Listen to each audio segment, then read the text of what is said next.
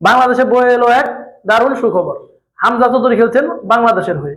এটা বাংলাদেশ ফুটবল টিমের জন্য একটা দারুণ সুখবর। বাংলাদেশে বংশোদ্ভূত প্লেয়ারদের দেশের হয়ে খেলার প্রক্রিয়াটা অনেক কঠিন। তারা বাংলাদেশের প্লেয়ারদের সাথে খাপ খাইয়ে খেলতে পারেন না। শুধু দুজন প্লেয়ার খেলছেন, তারা হচ্ছেন একজন জামাল ভুঁইয়া আর একজন তারেক কাজী। তাদের চেয়ে অনেক বড় তারকা হচ্ছেন হামজা চৌধুরী। তিনি আসছেন ইংলিশ প্রিমিয়ার লিগ থেকে। এটা বাংলাদেশের জন্য নিঃসন্দেহে অনেক বড় একটা গুড নিউজ। সিলেটি মায়ের সন্তান হামজা চৌধুরী, বাবা ছিলেন ইংল্যান্ডের।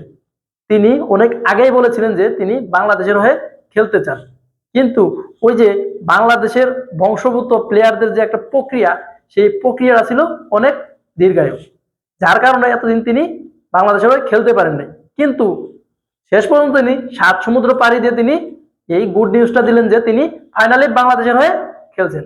লেস্টার সিটি নিশ্চিত করেছেন যে হামজা চৌধুরী বাংলাদেশের হয়ে খেলতে পারবেন। এমনকি তারা তাদের সামাজিক যোগাযোগ মাধ্যমের পেজে হামজা চৌধুরীর ছবির পাশে বাংলাদেশের পতাকার ছবি দিয়ে একটা ছবি পোস্ট করেছেন। এমনকি ফিফা এবং ইংল্যান্ড বোর্ড নিশ্চিত করেছেন যে হামজা চৌধুরী বাংলাদেশে হয়ে খেলতে পারবেন। সবকিছু ঠিকঠাক থাকলে মার্চে ভারতের বিপক্ষে বাংলাদেশের হয়ে খেলতে পারে এই বিশ্বমানের তারকা হামজা চৌধুরী।